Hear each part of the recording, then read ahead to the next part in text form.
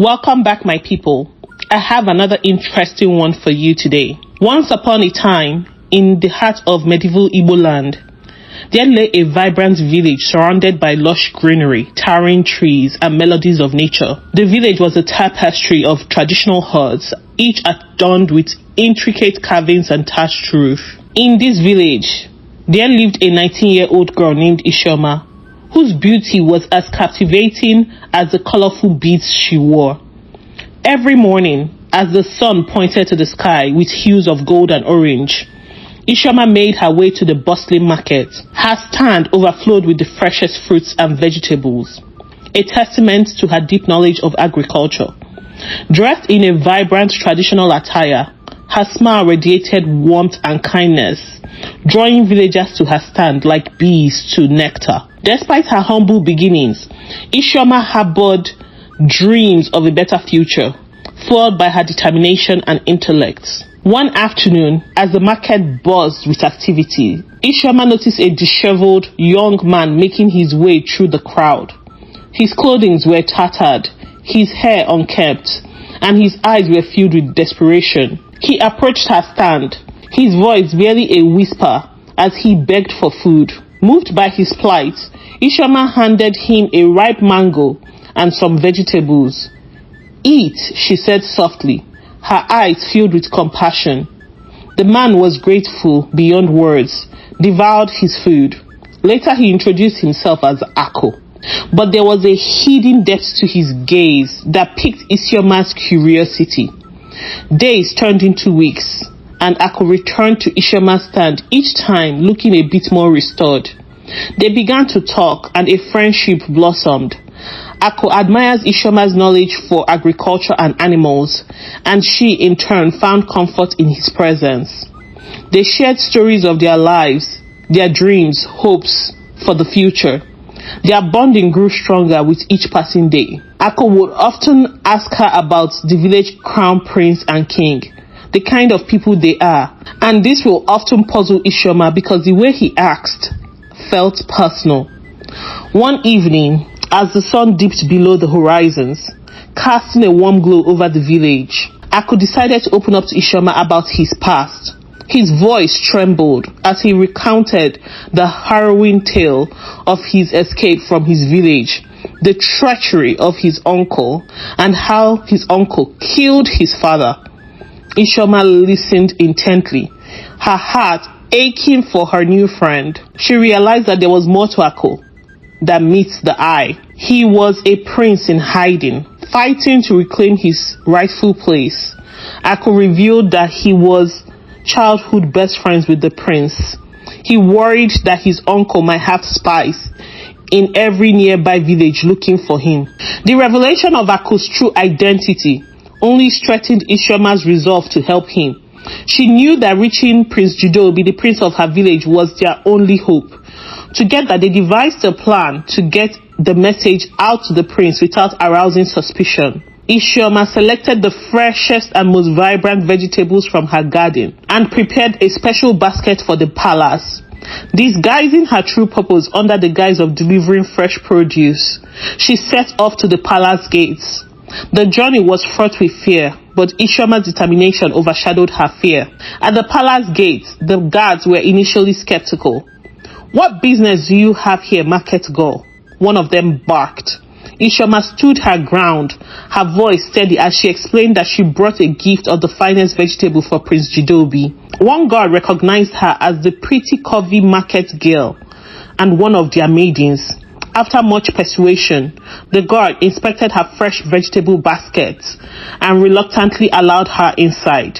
The palace was a grand sight, with its towering wall adorned with murals, its courtyard filled with scents of blooming flowers. Isioma's heart pounded in her chest as she was led to Prince Jideobi's kitchen hut to drop the delivery. She started looking around to see if she would sight Prince Jideobi. She then bumped into a tall male figure. When she looked up, she realized that she was standing right before him.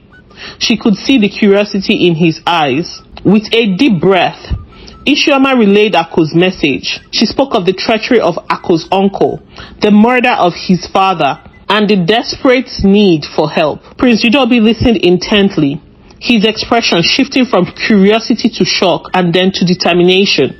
He remembered Ako as his childhood best friend and was heartbroken to hear of his suffering. "Take me to him right now," Prince Jideobi said, his voice filled with resolve. Isioma led him to the hidden location where Ako was staying. The reunion between the best friends was emotional. Their bond of friendship reignited.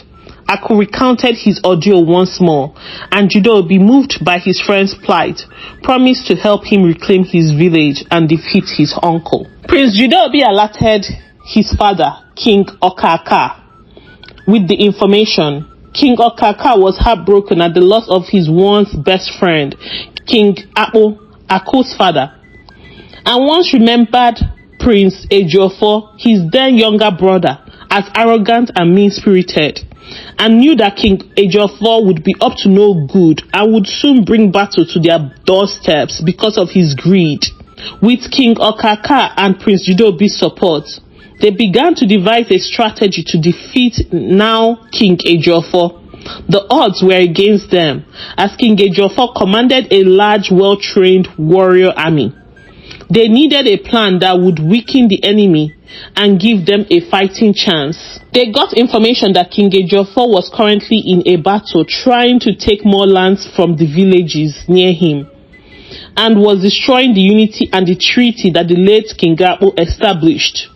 King Akpo was known as the King of Peace before he was forcefully dethroned and killed by his own army, manipulated by his brother, Prince Ejiofor. Isioma, ever resourceful, suggested targeting King Ejiofor's food supply while they are in battle.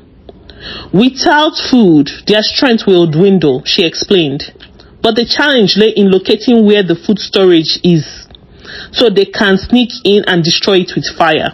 Drawing upon her extensive knowledge of agriculture and animals, Isioma proposed using birds that were naturally attracted to grains. She trained a flock of these birds to locate the food supply in Ejiofor's camp. Once the birds were trained and were able to identify the location, they would set the granaries on fire, causing chaos and weakening the enemy. King Okaka and Prince Jideobi agreed to the plan. They were marveled by this young woman's intellect. The plan was set into motion with meticulous precision. During the evening, before the warriors returned to their camp, the trained birds were set free, and Prince Jideobi's warrior spies infiltrated Ejiofor's camp. Guided by the birds, the granaries were set ablaze, the flames lighting up the sky. As the fire spread, panic ensued within Ejiofor's camp.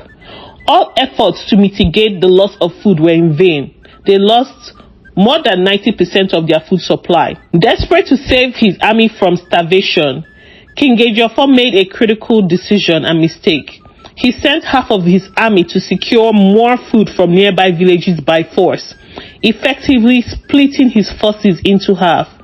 The decision left the remaining troops vulnerable, while Prince Jideobi and Prince Ako prepared to launch their attack. The battlefield was a chaotic clash of steel and cries.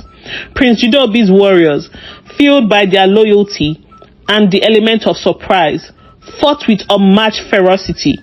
Prince Ako, driven by his quest for justice, wielded his sword with precision, cutting through the enemy's ranks. In the midst of the chaos, Prince Ako confronted his uncle. Their battle was fierce, but Ako's resolve was unbreakable. With a final decisive strike, Ako avenged his father's death. Ejiofor fell to the ground alongside the tyranny that plagued Ako's village. The remaining half of Ejiofor's army returned to find their leader dead and the camp in ruins. Realizing their hopeless situation, they surrendered to Prince Ako, acknowledging him as their new king. Prince Ako regained control of his father's army, and peace was restored.